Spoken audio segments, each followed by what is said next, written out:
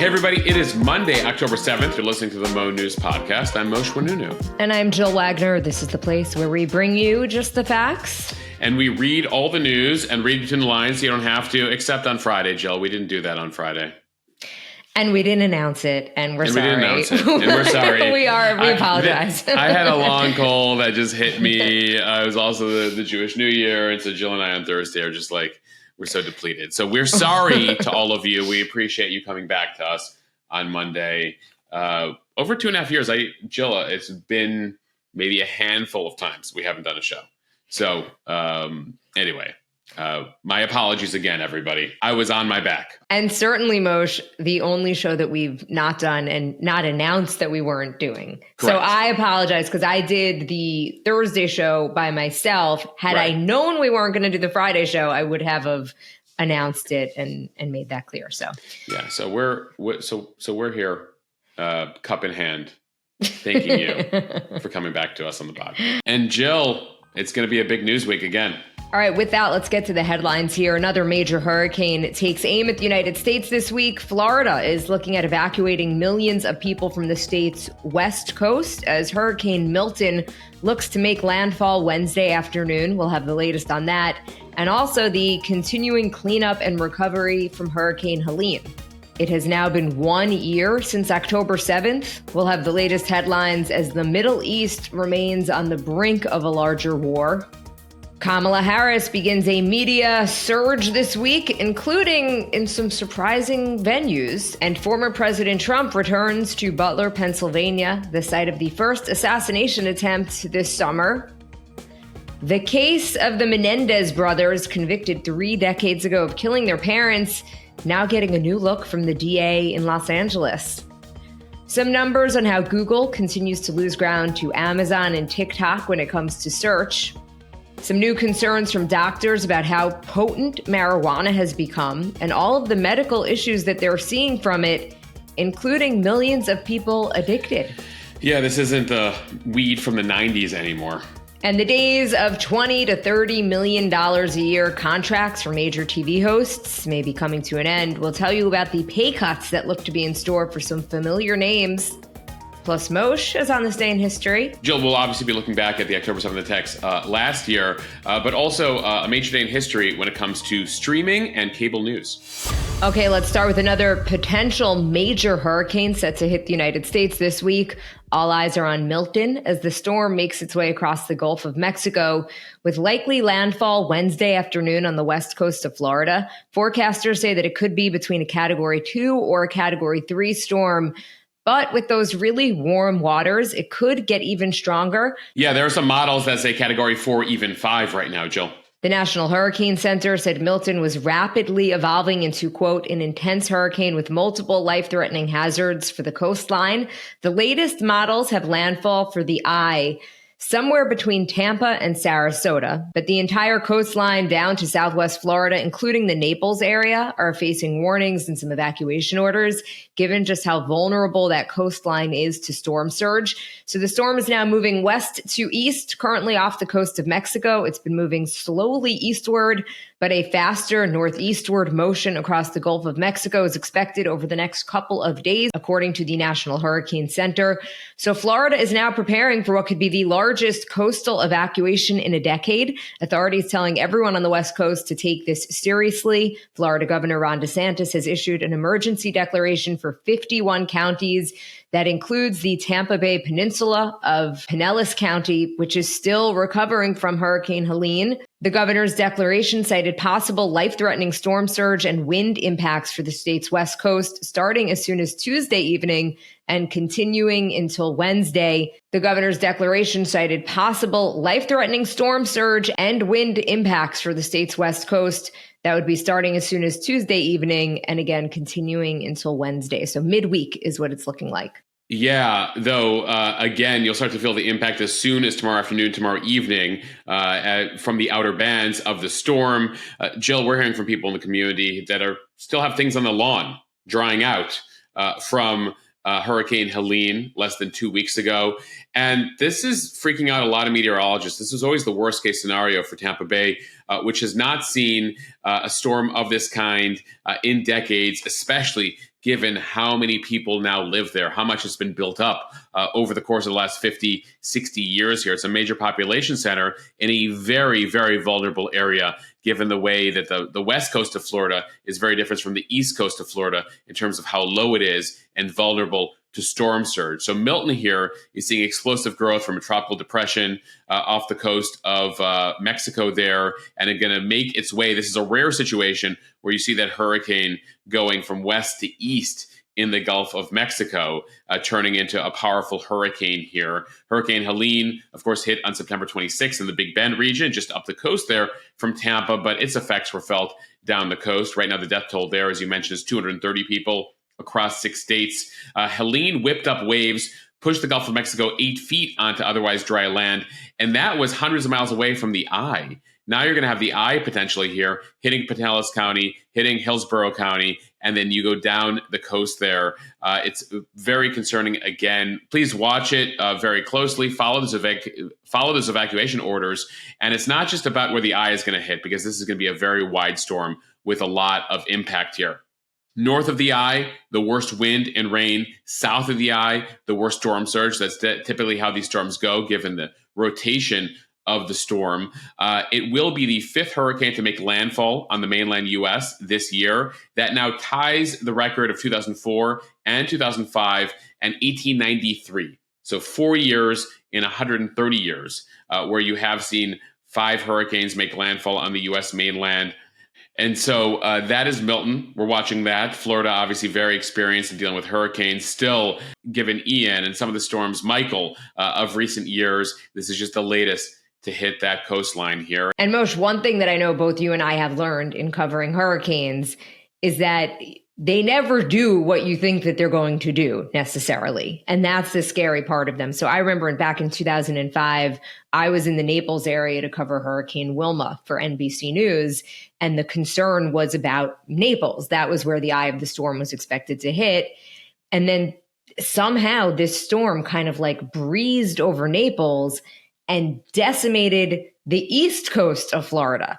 So it's just that one example that anyone who is somewhat in the path of this storm needs to pay attention, because they're very unpredictable in terms of what they do. And the latest example of that, Hurricane Helene. We're mainly focused right now. Obviously, there's the cleanup in Florida, but Hurricane Helene in western North Carolina, 300 miles from the coastline, in the mountains. The recovery efforts continue today. You have the government involved there. You have individuals involved there trying to reach, which on a good day, it's hard to get to certain areas in the mountains of North Carolina. And now, of course, you have washed out roads, mudslides, a whole bunch of issues, even more than a week in here. FEMA, the feds are there. There are complaints that it's too little, too slow. Biden has called in 1,000 troops to help here. There are calls from the North Carolina Republican Senator Tom Tillis for the government to plus up the resources, he said yesterday on one of the shows I was watching, especially some of the hardest hit areas. Again, in this case, the feds were prepared for the coastline impact, and that's where things were centered. So they've been moving resources northward towards North Carolina, trying to reach some of the unreachable parts there. And it comes, Jill, as there's been a lot of criticism, in some cases, conspiracy theories about FEMA here, stealing items from people, purposefully blocking helpers, not giving aid to Republicans and only helping Democrats.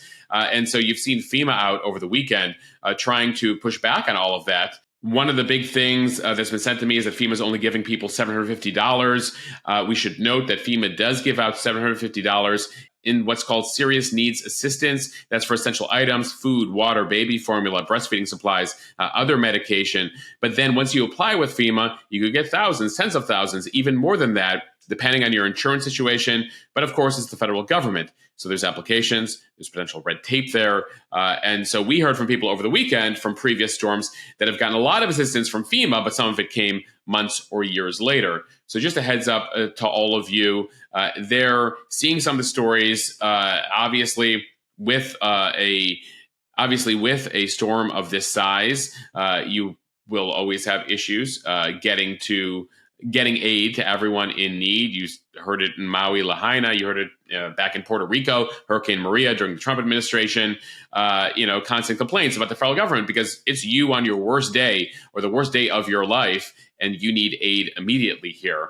But the concern is that some of the theories are now leading people to not even apply for FEMA aid, not apply for help. And so they're trying to reinforce, no, you should apply for help. It will come to you. It might not just come immediately, and that it's an all hands on deck situation, which is individuals need to be helping as well. The government's trying to coordinate it in a way so they're not then having to rescue the rescuers that are trying to go in there individually.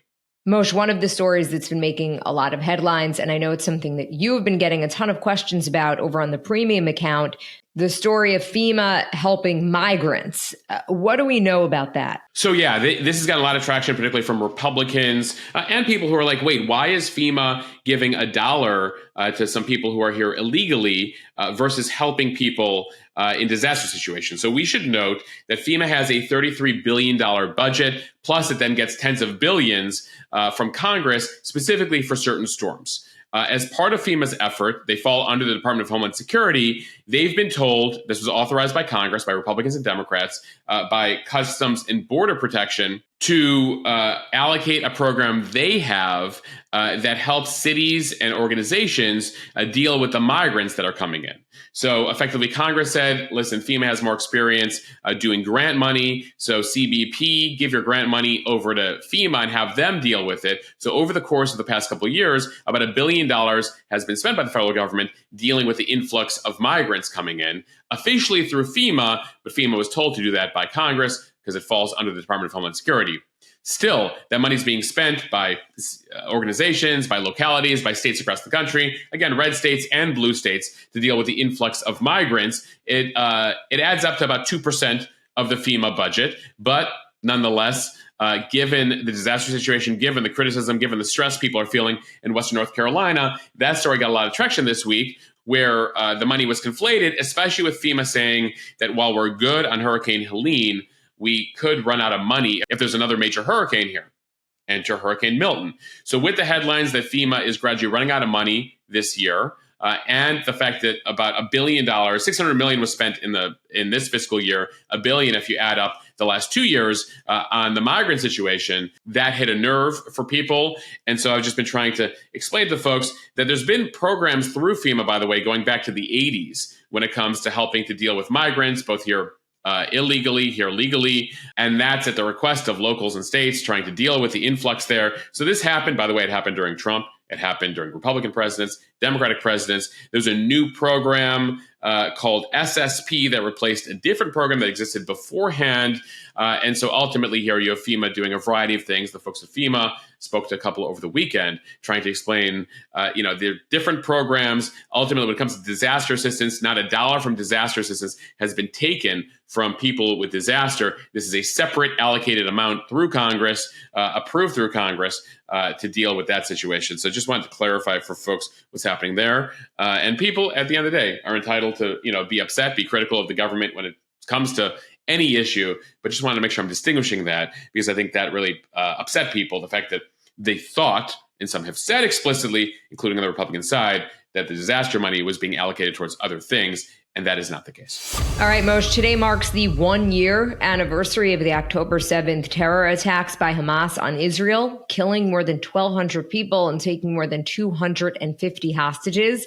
Israel estimates that 101 of those hostages are still in Gaza, and they think about half of them are still alive, and that includes 4 Americans.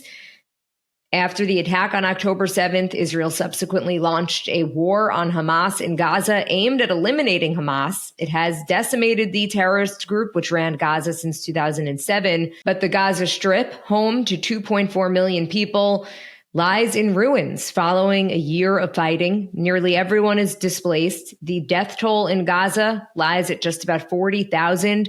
Just over a third are Hamas and about 2/3 are civilians. That's based on our best estimates when you look at Hamas's claims and Israeli estimates.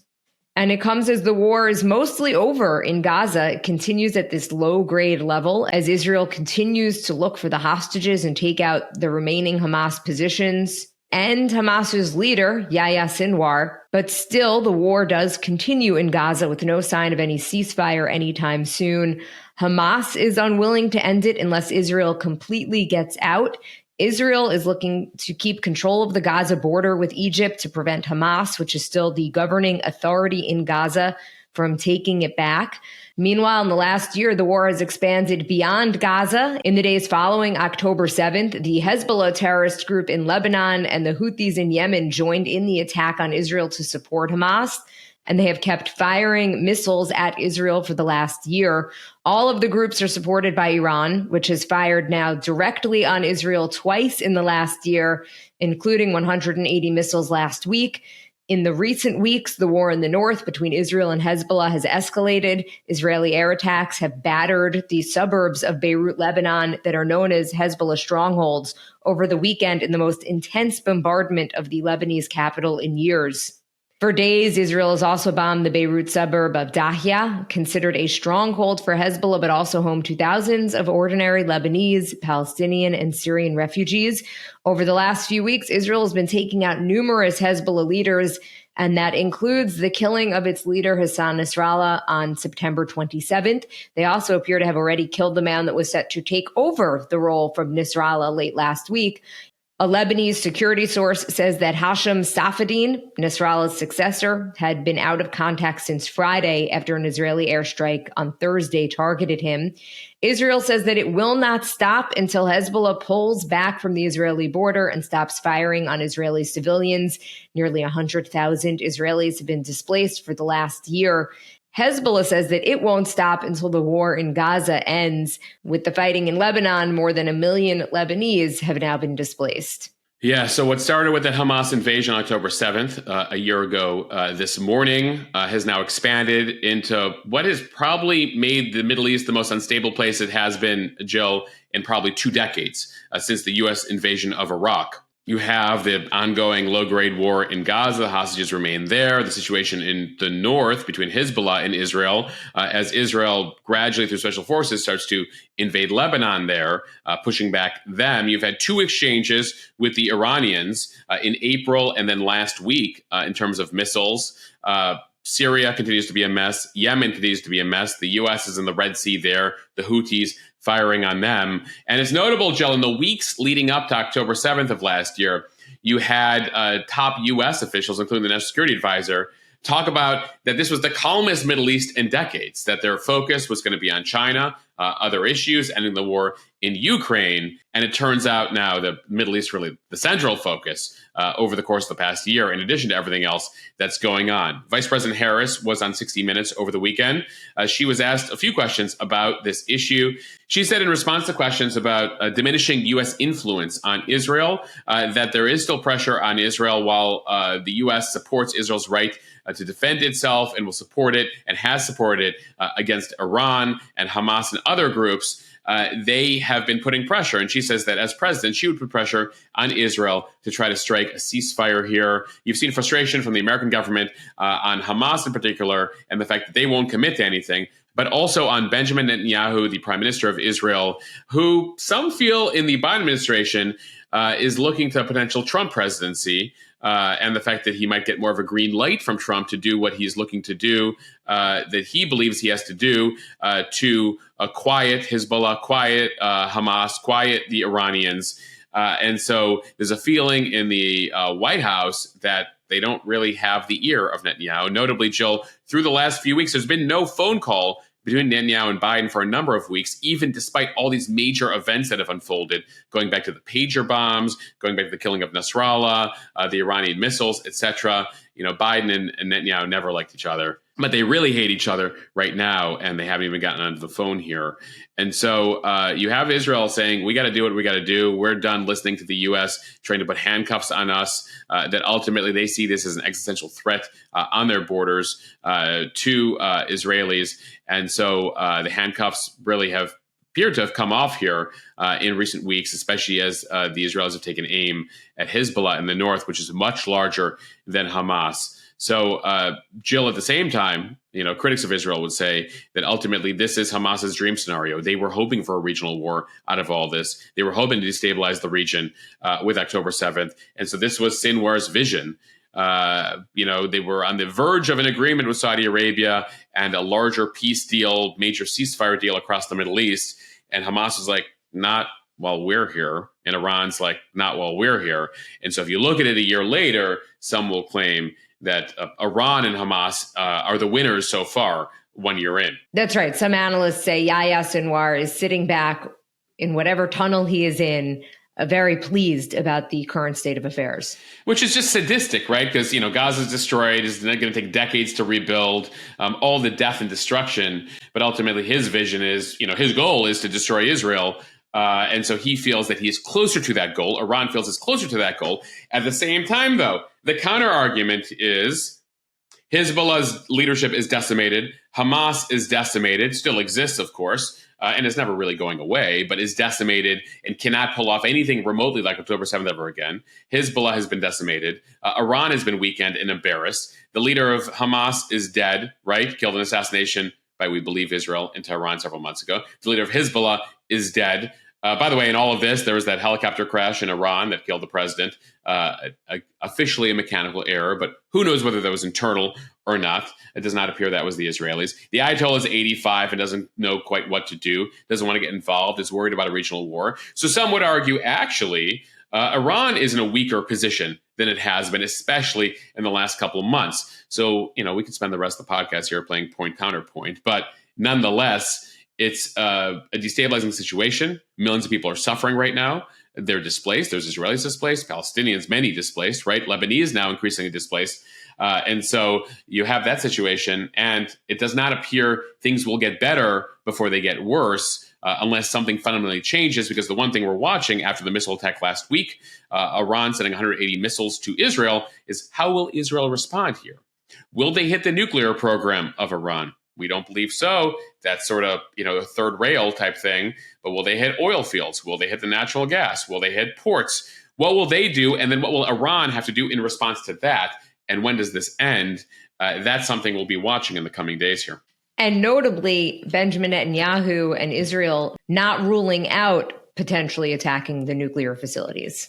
Right. Iran on the verge of nuclear weapons. The concern on Israel's part is if Iran is able to get nuclear weapons, that ensures the Islamic regime there is there for life and potentially could use those on Israel. Remember, the motto for Iran, death to Israel. If they have nukes, that very much concerns Israel. And so over the course of the past 4 decades or so, you have seen the Israelis, when it was possible, take out a nascent Iraqi nuclear weapons program and a Syrian nuclear weapons program as they were being built. So the Israelis look to that as saying they need to do the same thing with Iran before it's too late. Moshe, as I mentioned on the Thursday podcast at the beginning of the Jewish New Year, it has been a rough year for many people on many sides of this thing. So as I said, just on a human level, hoping and praying that we'll get a little bit of more peace in the year ahead. Yes, it's been a very rough year, and we're in a very rough situation. I speak as an American Jew, right? And I think a lot of people,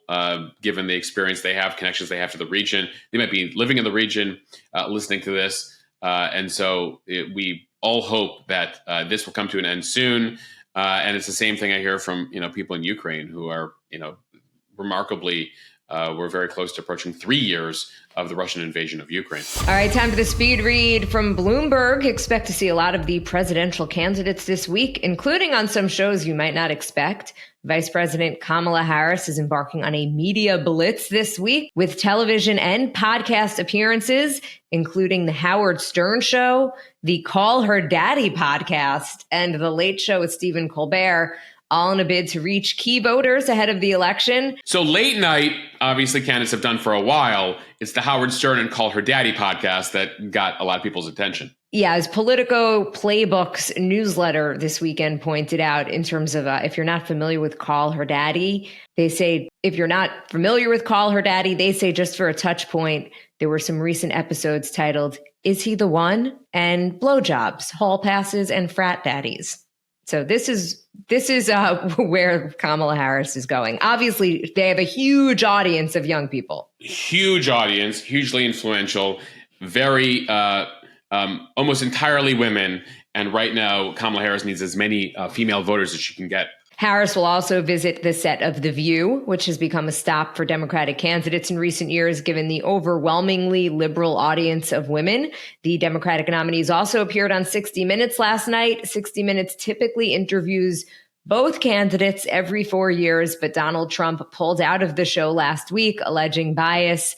And so 60 Minutes only had a Harris interview this year. Jill, when I was at the debate last week at CBS, they were talking about this. This is a big deal at 60 Minutes. They always have both candidates. They've been doing that for decades. Trump did in 2016. Trump did in 2020. And just before the debate, actually, last week was like, no, I'm actually not going to go on 60 Minutes, which was a huge hit for them.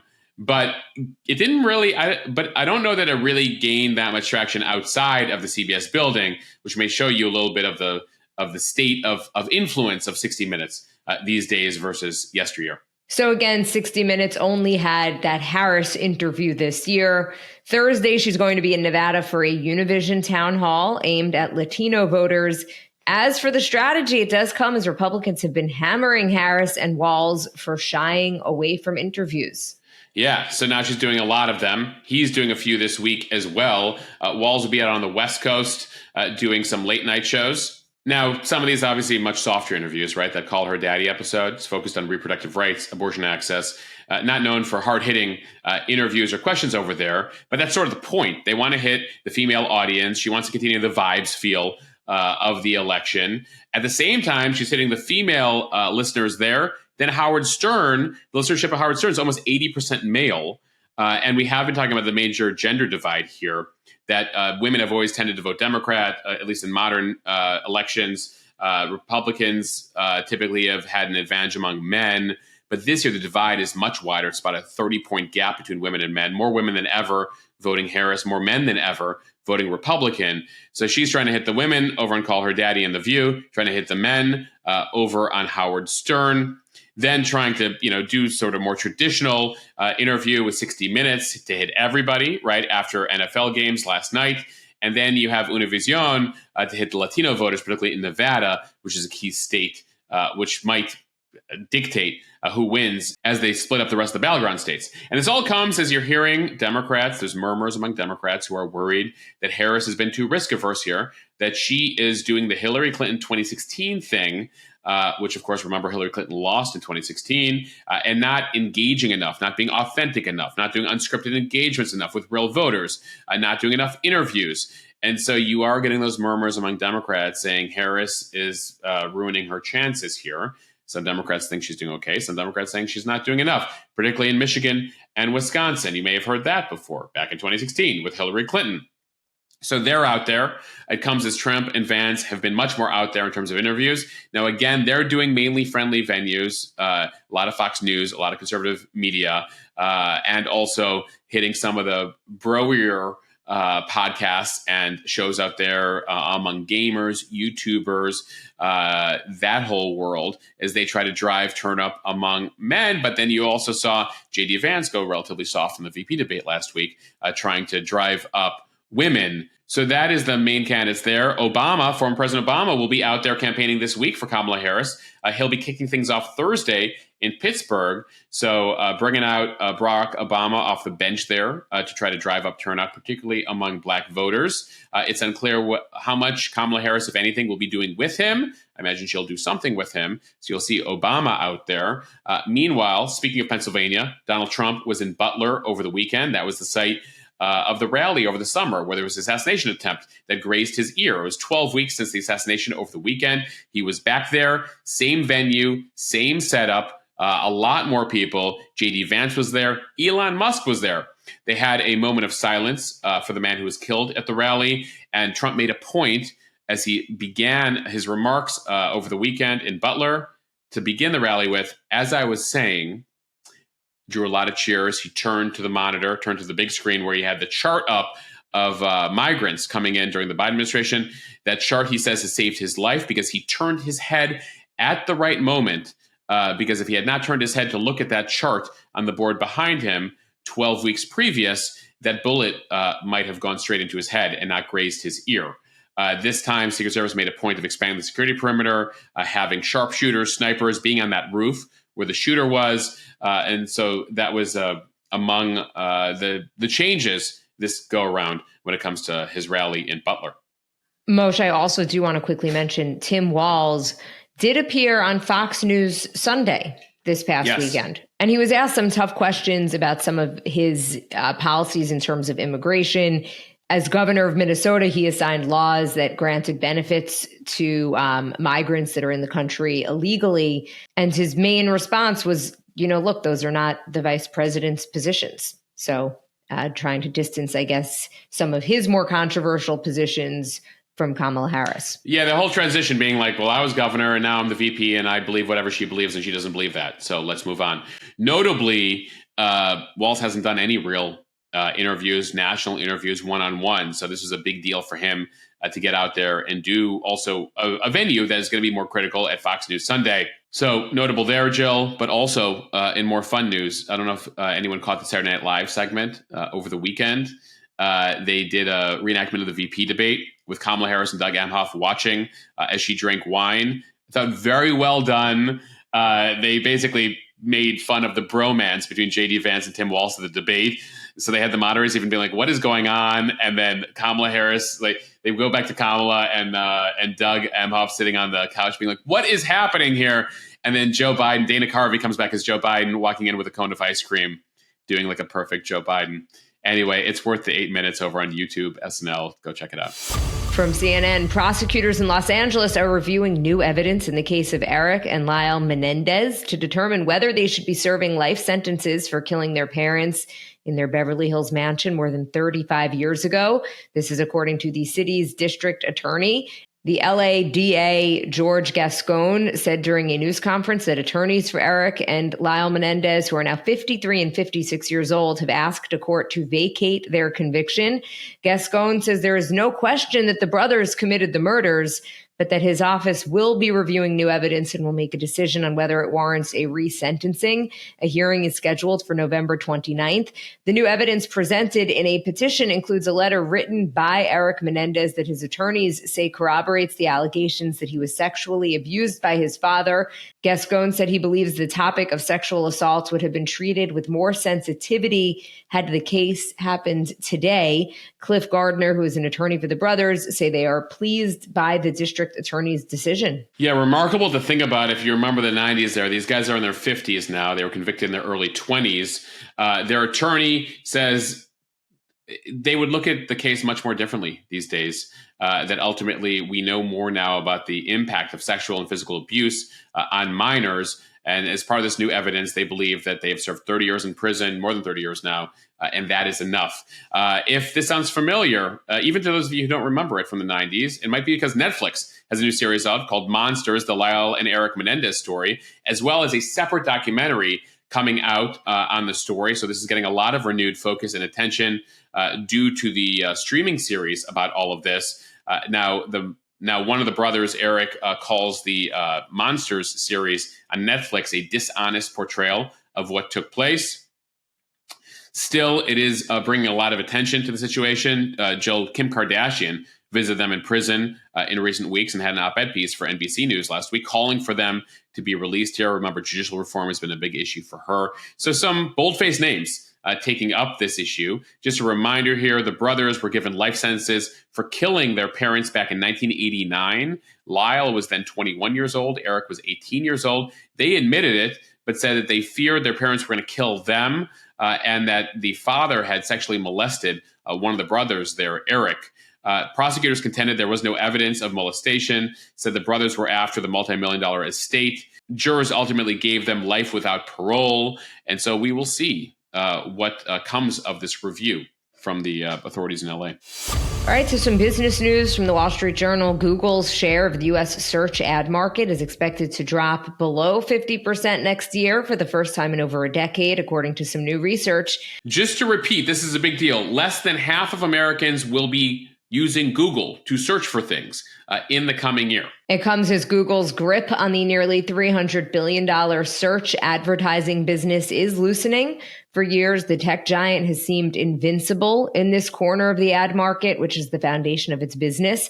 Now rivals are beginning to eat into its lead, and new offerings fueled by the rise of artificial intelligence and social video threaten to reshape the landscape. TikTok has recently started to let brands target ads based on users' search queries, which is a direct challenge to Google's core business. And Perplexity, which is an AI search startup backed by Jeff Bezos, plans to introduce ads later this month under its AI-generated answers. Until now, it has made revenue mostly from a $20 a month subscription offering that grants access to more powerful AI technology. The new initiatives add to the pressure on Google from the rise of Amazon.com. Many consumers begin product searches on the e-commerce platform themselves. Yeah, so you're not Googling on Google anymore. You're searching on Amazon. You're searching on TikTok. You're apparently, Jill, I haven't used Perplexity. Have you? Never even heard of it. Well, there we go. I'm going to go check out Perplexity today to see if that gets me to the answers that I'm looking for.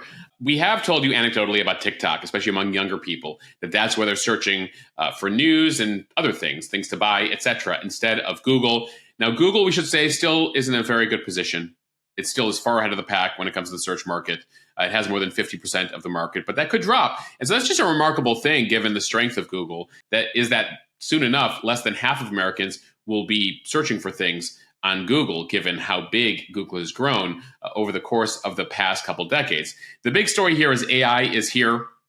The generative AI boom is transforming search products like the aforementioned Perplexity, and they're also trying to incorporate AI into Google, into TikTok, into a variety of these platforms. Google this past week rolled out ads in AI-generated summaries. It has begun placing at the top of search results. Now, you might have only seen this on mobile. It's only on mobile for now.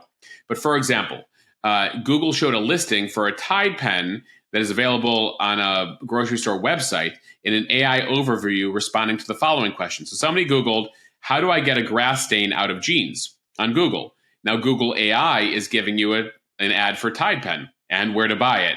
So effectively trying to compete there with what TikTok is increasingly doing, as well as what's happening over on Amazon. So search is transforming now, it appears. So Moshe, I actually just went on Perplexity and I asked it a question. The question being, what is the Mo News podcast?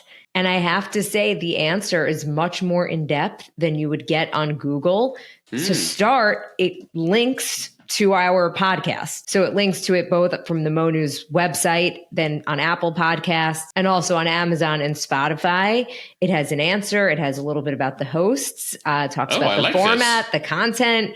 It talks about the audience engagement. Under a category of reception, it says listeners appreciate the podcast for its clarity and lack of partisan slant, making it a go-to source for those seeking trustworthy news. Many describe it as feeling like a conversation with knowledgeable friends, enhancing the accessibility of complex topics. So it sounds like the AI must have gone through the reviews from our podcast to come up with that in basically less than a second. So I think I'm going to go to Perplexity from now on. Perplexity, I think I love you. Google, I need some love today. Perplexity is giving us all the love. All right, from the New York Times, as marijuana legalizations accelerated across the country, doctors are contending with the effects of an explosion in the use of the drug and its intensity. The industry is now at $33 billion and growing, turning out an ever-expanding range of cannabis products so intoxicating that they bear little resemblance to the marijuana available a generation ago. Tens of millions of Americans use the drug for medical or recreational purposes, most of them without problems. But with more people consuming more potent cannabis more often, a growing number, mostly chronic users, are enduring serious health consequences. The accumulating harm is broader and more severe than previously reported, and gaps in state regulations, limited public health messaging, and federal restraints on research have left a lot of consumers, government officials, and even medical practitioners in the dark about such outcomes. Psychiatrists have been treating rising numbers of people whose use of the drug has brought on delusions, paranoia, and other symptoms of psychosis. And in the emergency departments of small community hospitals and large academic medical centers alike, physicians encounter patients with severe vomiting induced by the drug. Yeah, Jill, this is something we talked about earlier this year in the interview over on the interview podcast I had with Dr. Drew Pinsky, who was saying this is not the weed you remember from the 1990s. It is especially potent. And this whole theory that you can't be addicted to marijuana, throw that out the window. You now can, especially given the potency of cannabis these days. The latest numbers, based on an analysis done over at Columbia University, found that about 18 million Americans, nearly a third of all users, adult users, are basically addicted here, meaning they will continue to use the drug despite significant negative effects on their lives. This is based on survey data from a couple of years ago on cannabis consumption. The results are especially stark among younger people. We have been seeing less drinking among younger people, but more drug use. More than 4.5 million 18 to 25-year-olds now use marijuana daily or near daily. 81% of those users meet the criteria for cannabis use disorder. Which, again, is increasingly concerning among medical practitioners. You do hear from ER physicians across the country about people coming in with issues related to just marijuana and how potent it is. And then, of course, there's some that are laced with fentanyl, but even illegal stuff, very, very potent. A number of people, of course, turn to marijuana for issues like anxiety, depression, other mental health issues.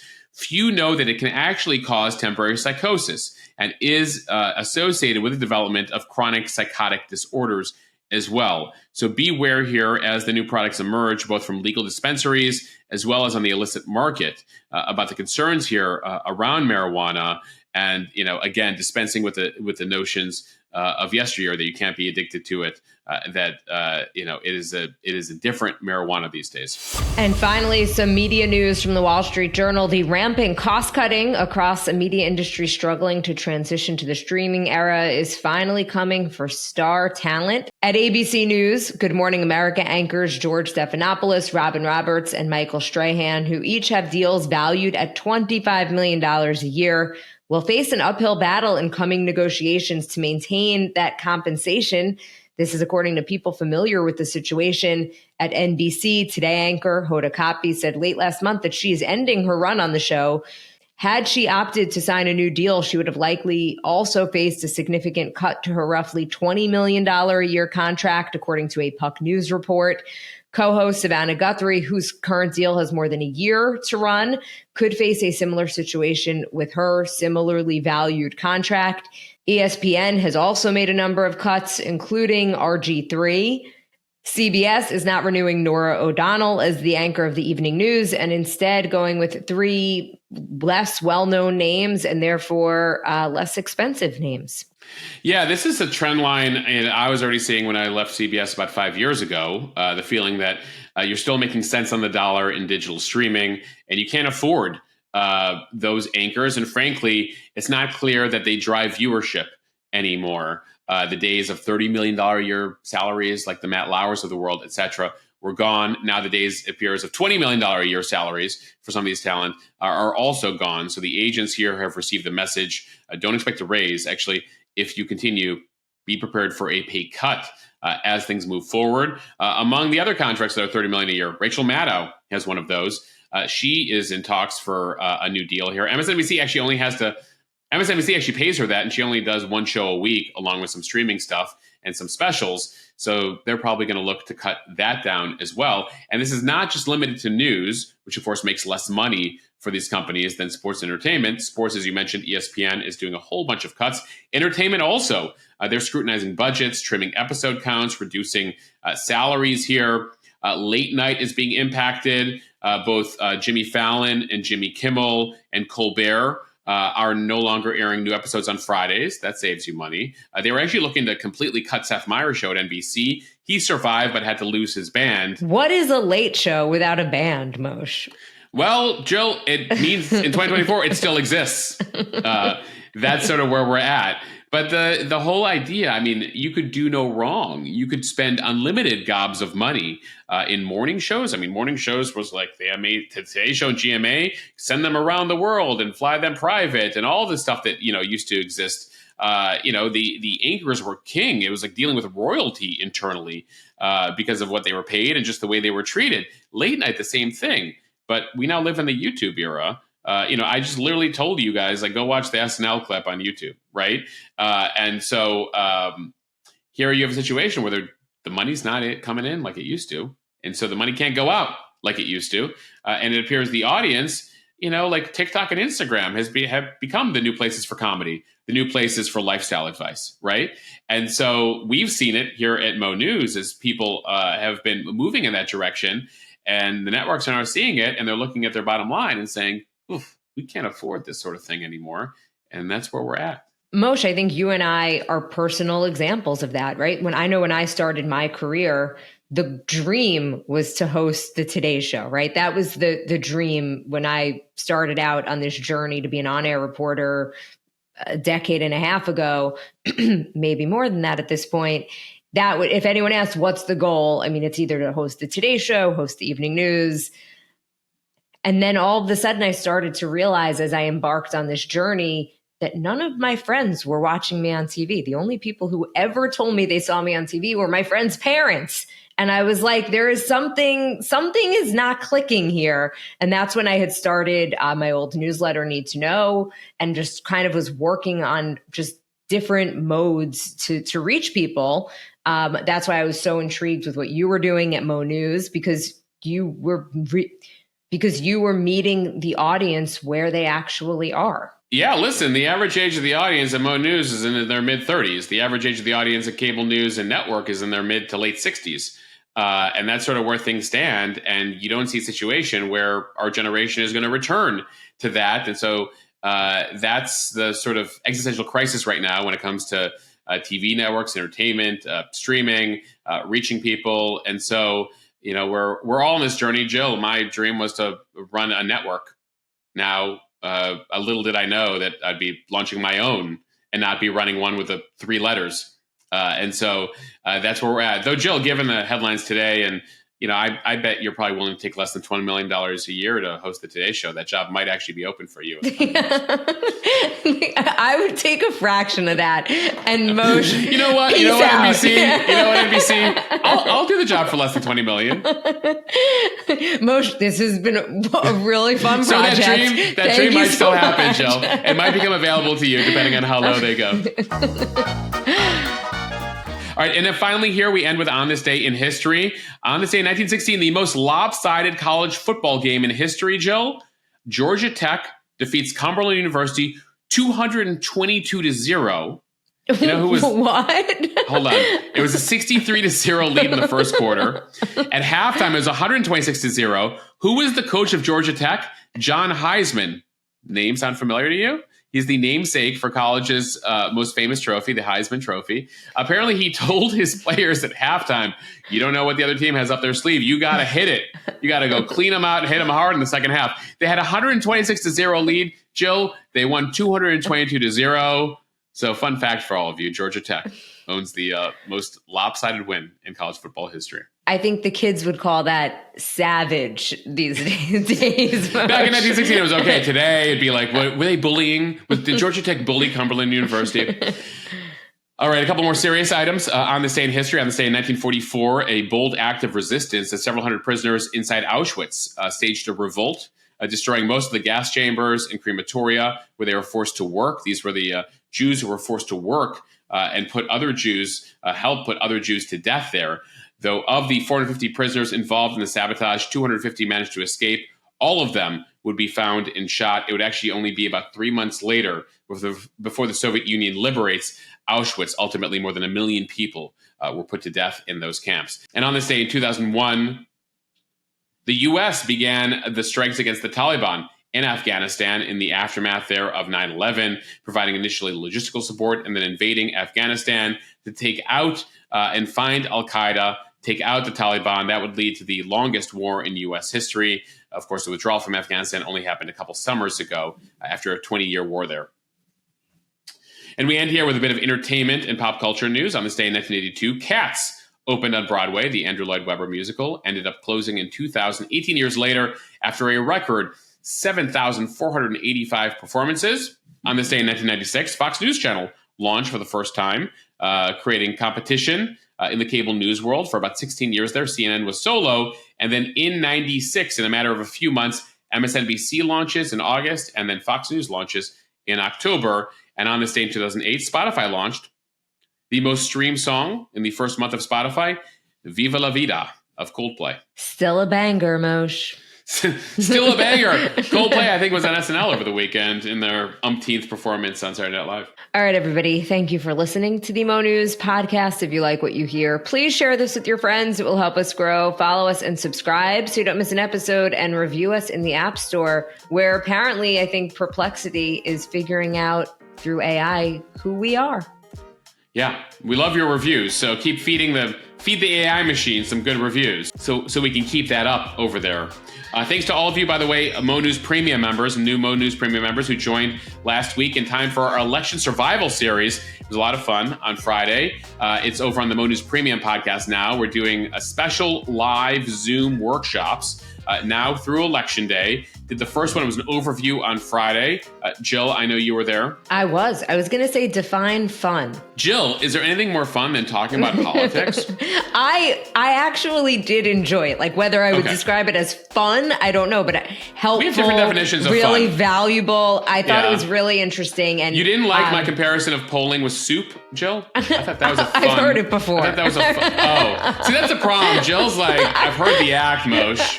I know the material. I know the material. It's a rerun. This is not my first rodeo. But Jill, you love reruns though, like Friends, Seinfeld, and me. I've already watched Nobody Wants This twice. The new Adam Brody and Kristen Bell. Right. She's not show. referring to my my election workshop. Nobody wants this. I'm Everybody referring to the wants show on this. Netflix. No, Anyway. It was great. No, it was great, and we talked afterward. Especially for the first one, where you just need to maybe even get some kinks out. I think going forward, they're going to be super interactive. I think they're really helpful. The questions were awesome. So yes, I joke about not being fun, but I really did. It was a great hour. There we go. Sort of a review there from Jill. Jill will be back though. No, we had hundreds of you. The review nobody asked for. Thank you. Yeah, the review. Everyone loved it, and Jill's like, "Well, that's what I depend on Jill for: constructive criticism." Anyway, we're doing it. We're doing a deep dive this week into Donald Trump. Next week is Kamala Harris. So definitely check that out. We have a 2-week free trial. mo.news/free trial to go check out Mo News Premium and survive. Help us all survive the election. That's what the goal is here. Which is somehow about a month away. Wow. 25 days today. It's crazy. Everybody. It is crazy. All right, everyone. Have a good one.